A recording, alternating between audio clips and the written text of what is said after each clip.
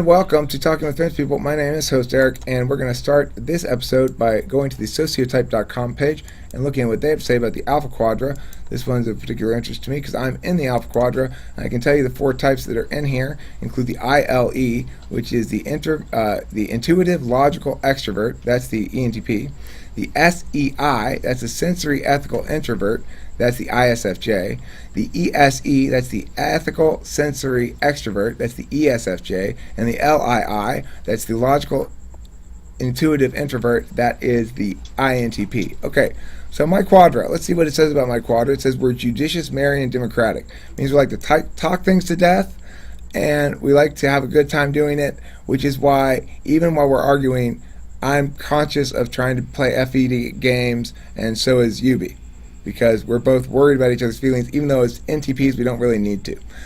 Dominant elements. Grouping together the elements, the ego block of the Alpha Quadra types, we get a picture of what aspects of life Alpha Quadra types strive to bring to the forefront of life, as well as the kind of group, atmosphere, and lifestyle they pursue. TI blocked with NE. Alpha types are inclined to discuss highly theoretical concepts as a source of intellectual stimulation and fun, rather than for their practical merits. See? Alpha types tend to value logically consistent beliefs and ideas and behavior that is consistent with personal values. True. Alpha types typically follow through on their ideas in the form of group activity. True. FE blocked with SI. Alpha types tend to enjoy participating in groups where there's a free exchange of positive emotional expression and an atmosphere pleasing to the senses. True. Alpha types are inclined to discuss stories told in detail and according to the sequence in which the events happen rather than jump to the point quickly. True. Alpha types are inclined to show affection for others in the form of small practical services or gifts. True. Alpha types tend to feel energized in the positive atmosphere of special events, such as public holidays, parties, and special celebrations, once forced to go, but we don't actually want to go in the first place. I'll go tear through the subdued elements, and then we'll pause and get comments. Subdued elements. Grouping together the elements of the superego block of the Alpha Quadra types, we get a picture of what aspects of the Alpha types strive to keep hidden, avoid, and not focus on, and to keep at the periphery of their lives. FI blocked with SE. Alpha types prefer to avoid the discussion of controversial and unpleasant subjects. No, not in general, regarding personal relationships while in groups, especially if leading to confrontations. About personal relationships, yes. Alpha types are inclined to be tolerating the minor past misdeeds of others by giving priority to reconciliation and convivial atmosphere. I'm very forgiving unless you totally fuck me, in which case you're dead. TE blocked with NI. Alpha types are less likely to make investments that require long-term commitment and upkeep. True. They prefer short-term investments that offer a reliable outcome with minimal involvement. True. Alpha types avoid taking direct life advice, preferring to experience and learn for themselves. True. They perceive people who try to give such advice as pedantic. True.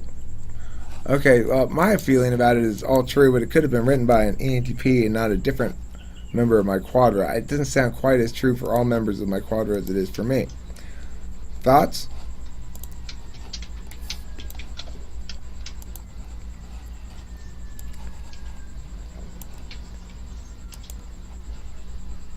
Lorenz Walker, you're an INTP.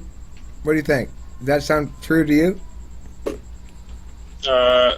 I had read it before. I can't recall it word by word, but probably mostly true. If you could recall it word by word, would you be able to give me a more firm answer? Probably. You should reread it. Okay. How about from an outsider's perspective, somebody who's not in the quad, or Yubi, do you have any thoughts as an INTP as well on this quadra description? Does it sound like you? Does it sound like you have those values? I'll keep it really short so I don't take up all the talking time for everybody, but the point where it says alpha types avoid taking direct life advice, preferring to experience and learn for themselves. They perceive people who try to give such advice as pedantic. I don't know about the second sentence, but as far as avoid taking direct life advice and preferring to experience and learn for myself, I very much agree. That doesn't mean that I won't listen to people's advice, but in the end, I'm going to thoroughly think about whatever it is and decide for myself. You'll hear their advice. Yes. All right. What's the definition of pedantic? What, say again? What's the definition of pedantic?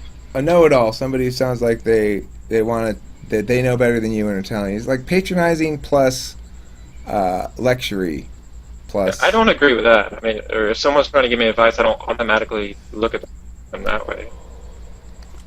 What if and I mean, I think of them that way if it's unwarranted advice. Like, no. Yeah, I mean, I was gonna say, I guess unless they really came off that way, then yeah, like.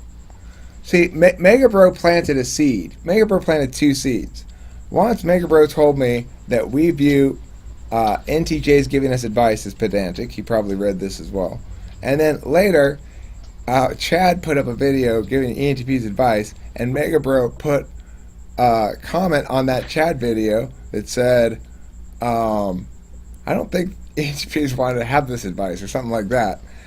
And that's when I made my "Thanks, Chad. Thanks for your great advice, Chad" video, where I was super snotty and an asshole about everything for no good reason, except I just didn't like the fact somebody was giving me advice. I guess. I don't even know why I did it. I have no idea. I just did. So I think that plays into the idea that we don't like getting advice. I mean, we tend to view them as pedantic. ENTPs are more fussy about it than INTPs, who are more logical, I suspect. Other thoughts from the group? How about from those of you who are not in the Quadra? Does this sound like an accurate description of the Quadra from your perspective? JC, I can usually count on you to have a few words at least. I think a lot of it does sound right for the NTPs. I don't know about the SFJs. Right. It does seem more NTP than SFJ to me as well. That's all of the. They all sound like they're more tailored for the N types than they are for the S types. Personally. Yeah, they do sound more like they're for the N types than the S types. I agree. Nandi, from an INFJ perspective, you guys tend to like ENTPs. Thank you for that, because we're not the most well-liked type in the 16. But what do you think about that description of alpha? It sounded ENTP-ish, I guess. Right. The description. Yeah, I think that we're all sort of leaning that way at this point too. Is that it does seem to be weighed in its descriptive stuff a little heavily in favor of the NTPs rather than the SFJs. But let's find out what the rest of it says. Maybe the SFJs get their turn at bat in the romance styles. Let's look at the group behavior. It also said like the whole, for like the subtitles, it said FE over SI and all that stuff. So maybe it was referring specifically to ENTPs. Well, I mean, that's going to be the case for all the ones in the Quadra. FI is blocked with SE, which means none of us have FI, I guess. No, it said FE over SI, right? Okay, well, it's Oh, two never sections. mind, sorry. It's dominant elements. This is the dominant elements. FE blocked with SI. That means they work together, I guess. And then the subdued elements, FI blocked with SI. So this blocked with means works together rather than blocked by. I keep interpreting it as blocked by. Okay. Same FI, side of the brain. same side of the brain. Okay, so FI and SE are blocked together, and they're things we try not to focus on, try to keep at the periphery of our lives. And also that same with TE and NI, we don't like long-term commitment and upkeep. I really, really don't like upkeep. It's one of the great things about a YouTube channel is the upkeep is not necessary. Once it gets published, you don't have to ever think about it again. I didn't. What? Okay, so let's go read the let's read the group behavior. Group behavior: inclination for comfortable and pleasant group atmosphere in the emotional, sensorial, and intellectual aspects. An ideal alpha group situation is the exchange of lighthearted jokes while discussing imaginative ideas, movies, or sometimes sports, all while enjoying pleasant food and drink. Narrating personal experiences usually takes the form of telling a joke. Funny personal experiences are preferred over serious ones. The exchange of sober, concrete details are avoided. If the group is playing a game together, the fun and jokes that go along with it are at least as important as the game itself. They avoid generating heavy moments. Any dramatic expressions are limited in time, mostly in the service of a joke. Alphas are perhaps the most likely types to participate in the group use of mind-altering substances. Yay! Alpha discussions tend to go off on tangents in whatever direction seems most interesting or funny at the moment. Unusual personal observations are common, resulting from the analysis of the idiosyncrasies or inconsistencies of everyday life. If many in the group share the same observations, they are likely to express their agreement emphatically, so as to create a kind of mental harmony which enhances the group dynamic. Example of this, when Zachary goes, "Same!" Right? If a new problem is encountered, it is expanded and developed in as many ways as possible until some kind of satisfactory conclusion is reached. Alphas make no distinction between insiders and outsiders, easily drawing people into conversation once it's begun, though they tend to just as easily withdraw if the person is not receptive. Likewise, they prefer to have the same behavior at work as at play. True. They find formal speeches and dress to be pretentious, unnecessarily limiting, and even ridiculous. Alphas dislike the idea that there's something going on behind the scenes, preferring to keep things, especially personal motivations, as open and straightforward as possible. Thank you, Alphas, for being right about that. Oh, wait, that's my value. Okay, thoughts? INTPs are a lot less straightforward than ENTPs, though.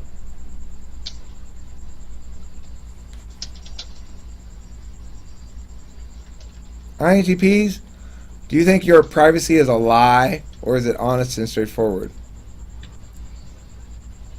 My privacy is a lie? Yeah. Well, you guys like privacy. I hate privacy. I think privacy is fundamentally egregious and contrary to good human behavior. But, you know, you probably don't view it as deceptive, just as you just don't want to be exposed, I would guess. Muse on that for a second. I don't know.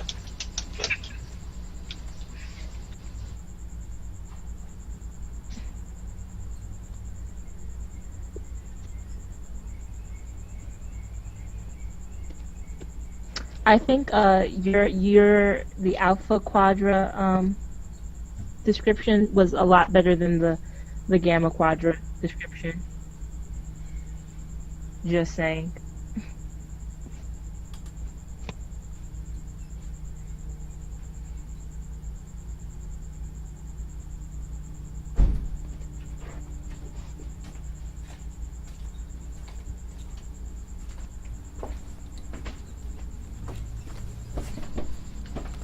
Eric, you said privacy is bad human behavior?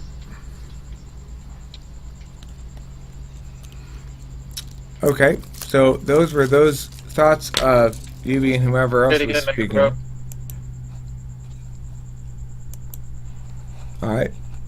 So let's Mega go to... Bro had a comment. Oh, go ahead, that I would Mega like Bro. to hear you respond to. Oh, yeah, please, go ahead, Mega Bro. I don't remember. I was going to say something. Oh, I'm sorry. It was Lorenz then, I think. Yeah, it was. I said you had said that you said privacy is bad human behavior. Yeah. Elaborate. Yeah, why so?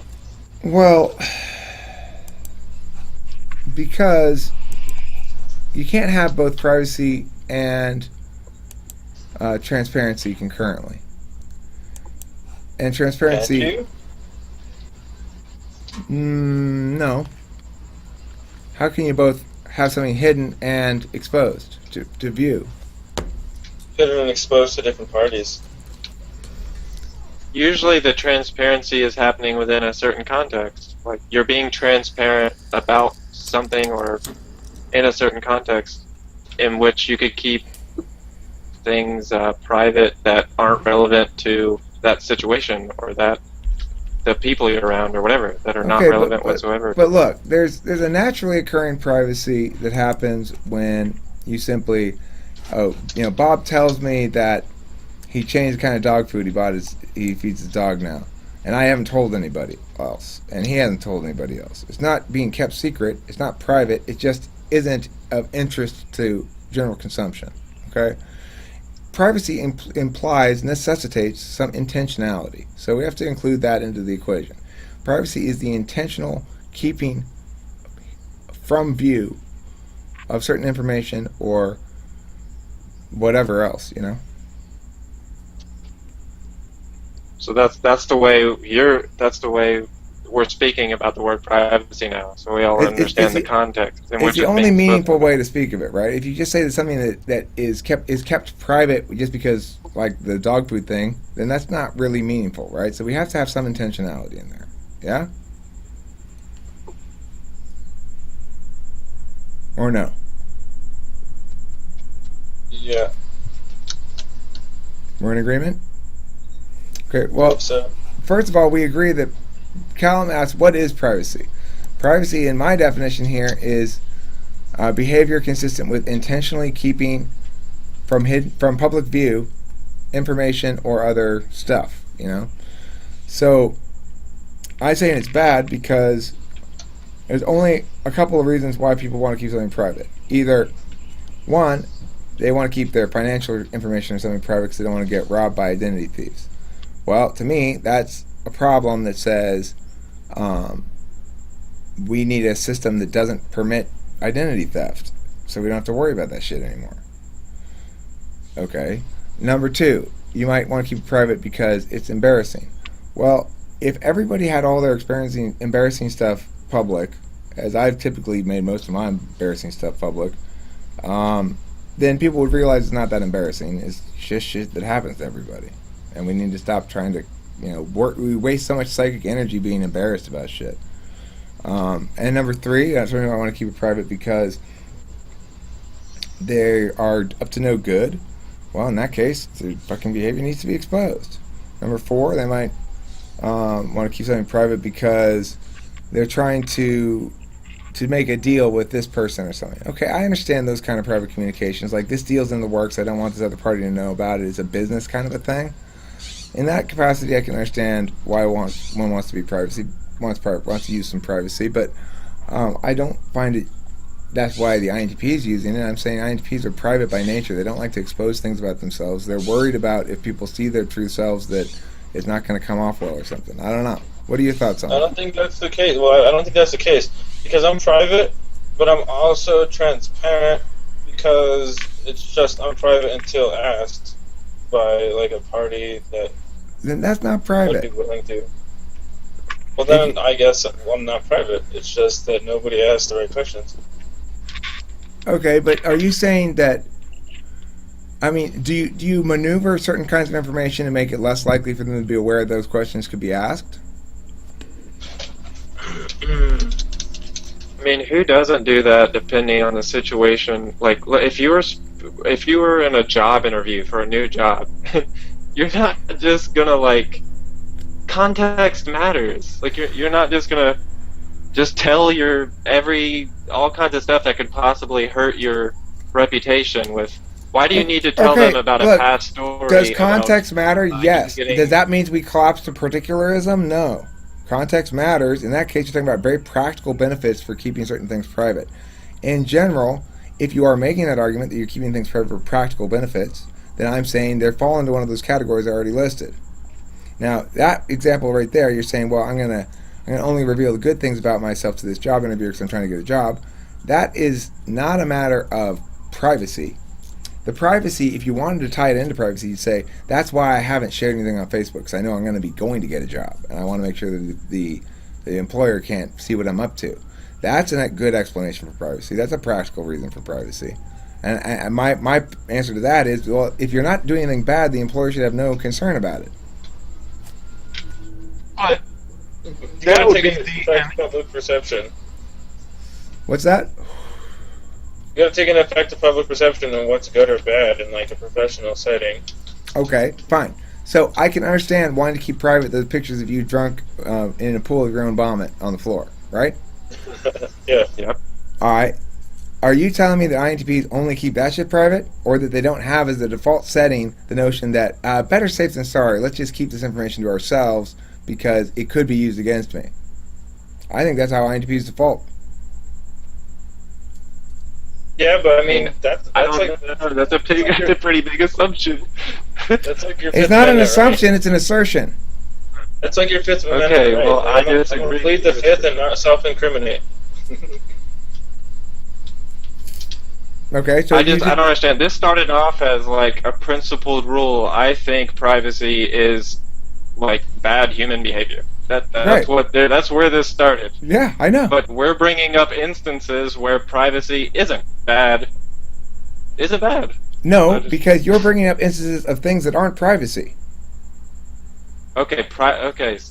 And when I guess the fact that just I bring, really hey, listen, need to understand I your bring up, exact definition of I privacy. brought up some examples of things that are privacy that are reasonable and good, right?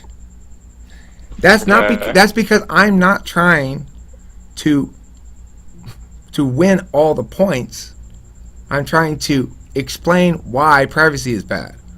The fact that privacy is good in some instances for practical reasons or it's justified is an example of how a general default setting of privacy in one's personal life ought not be applied because it precludes that contextual thing that you keep hammering on, right? In fact, the default should be transparency because either we're not doing anything wrong, in which case we shouldn't feel any need to hide it, or... Whoa. Hide Go ahead. it from people. Right. But that makes the assumption that people won't abuse you for no reason. Okay. It's a Well, false assumption. see, that's what I'm saying, is that at the end of the day, privacy is about fear, right? So what we want to do is create an environment that's actually safe. And if we do, we'll realize that a lot of that fear is unjustified in the first place. A lot of the fear is saying things like, well, I mean, Eric, you can't just put your full name here and your house and your address on the internet and your phone number and shit like that. Well, I do. But I haven't had any problems. Everybody's so concerned that you can't possibly do that shit. Well, I do it. I haven't had any problems. And I don't anticipate having any problems because people are basically good. They're not going to try to fuck you. But I understand introverts are a little bit more fussy about that stuff. I That don't know. particular context, I completely agree with all that. I don't think about those things either in my daily life. Like, not revealing financial information or thinking, like, I'm going to get my identity stolen. Like, I don't fucking buy into any of that. Good. 'Cause I generally agree most people are good also, as a general rule. I'm glad. But That makes me happy. it doesn't. You can have 99% of people be good, but it only takes 1% to fuck you over. Exactly. I'm focused on the 1%. Well, I mean, but I have a responsive, not a preventive attitude towards that. If somebody tries to fuck me over, they get angrier. I agree See, with that. by that actually. point, they've already fucked you over. So I'm trying to avoid that. Okay, but but- how much time? Okay, look, what are the total amount of resources that are going to be taken from you or harmed you in a way if you get those resources every once in a while actually exploited and you are subject to some sort of criminal act or something like that?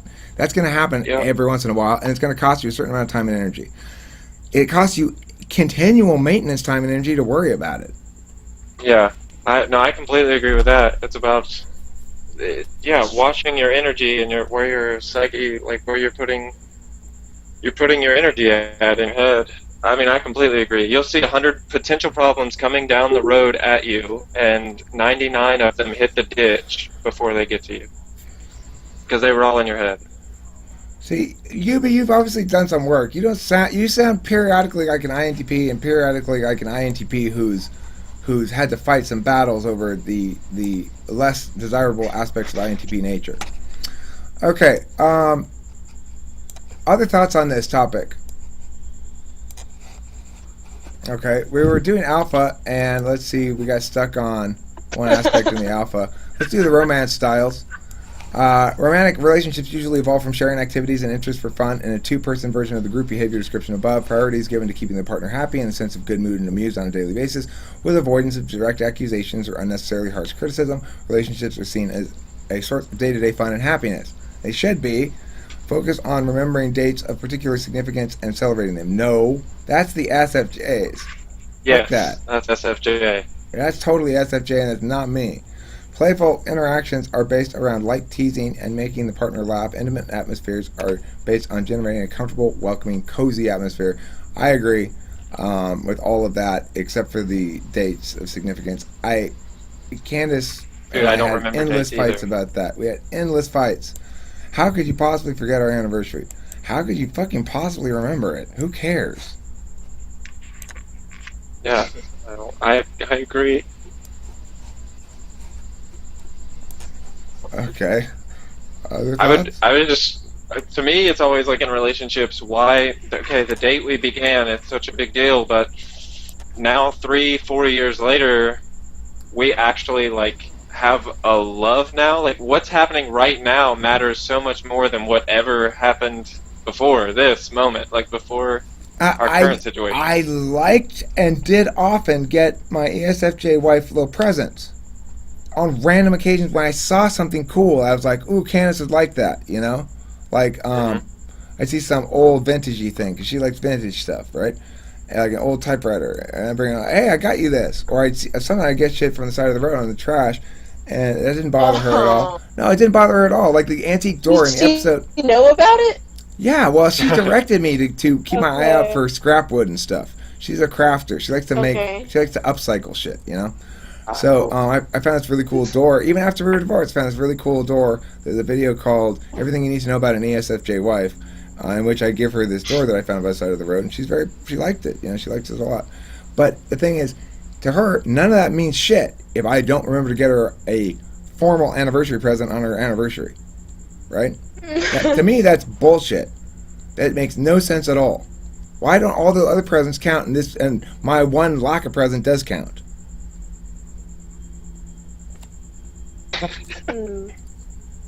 That's true.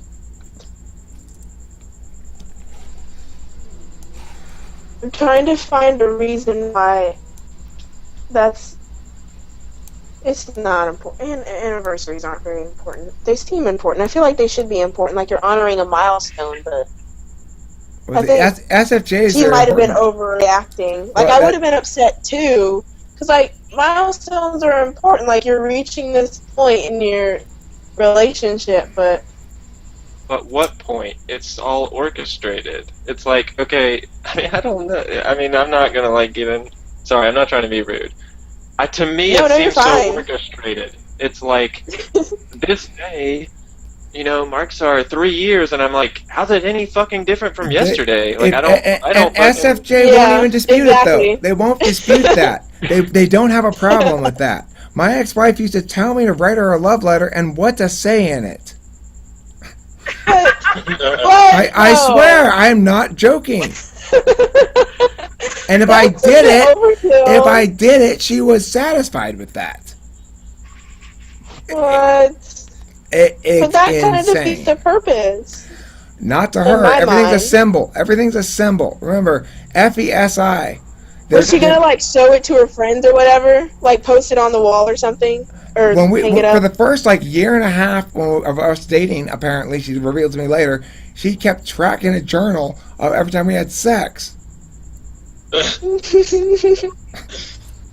Wow. What? Why? Why would you do that? Well, because I've never heard that.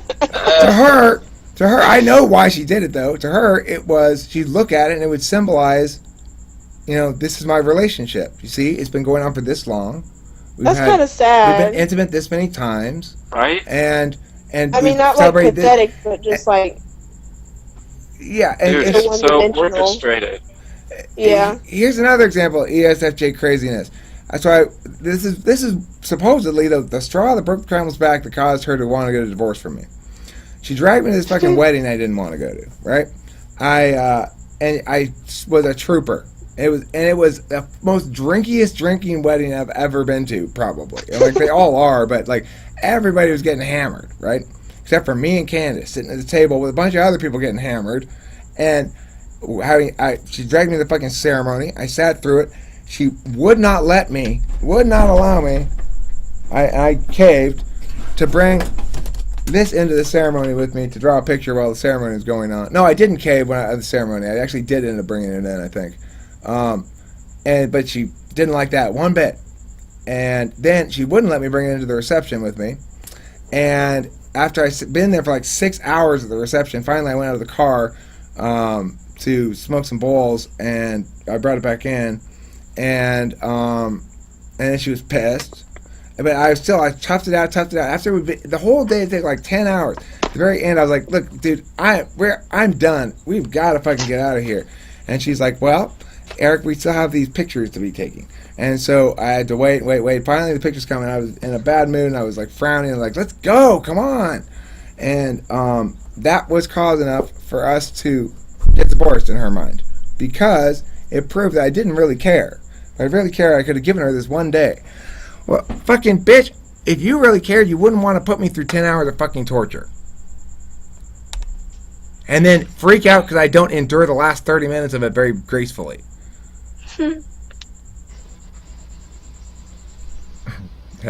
Oops. Okay, perceptions of other quadras. Beta. Oops. Alphas tend to regard beta types as cool and fun, but also as bossy and sometimes coarse. In social situations, alphas often resign the lead to betas because betas generally exert a vibe of control over such situations. When positive emotions are expressed between members of these quadras, they get along quite well. However, betas' negative emotions are often perceived by alphas as tiresome. Alphas often joke lightheartedly in an attempt to improve betas' moods or to gently ridicule them. Or less gently sometimes. Gamma, alpha. Alphas tend to regard gamma types warily, as standoffish and emotionally cold or even hostile, especially in work situations, as well as inclined to play favorites with those they know better or are attracted to for whatever reason, be it sexually or for power or gain.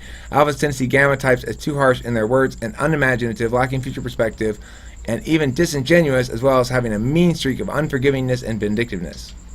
I don't feel that way about gammas. I like gammas. Deltas.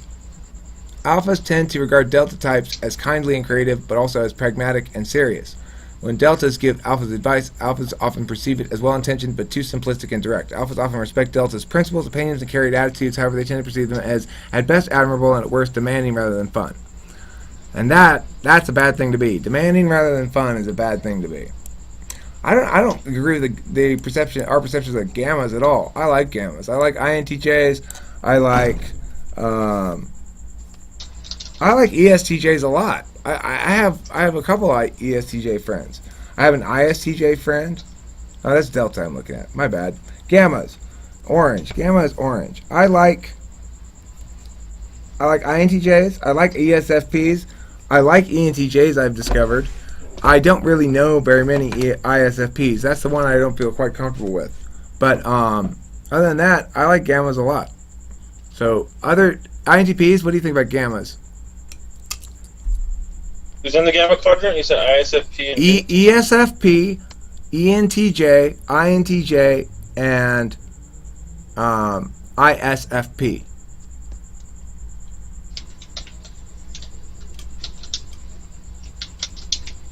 I usually get along with all those types. I mean, ESFPs are usually fucking hilarious to me, and they're fun. ISFPs are usually like, to me, I meet a lot of really artistic ISFPs, so it's like they're really interesting, and they usually make badass art or something. Like, they usually create something that's really cool. And INTJs and I usually hit it off too. So. INTJs like to talk about the same stuff. That's the thing. INTJs like to talk about the same stuff that we talk about. And ENTJs, a lot of the time, if you really actually engage them in a conversation, they'll hop in. Like about theoretical stuff. For sure. Okay. Anything else about this Quadra Alpha?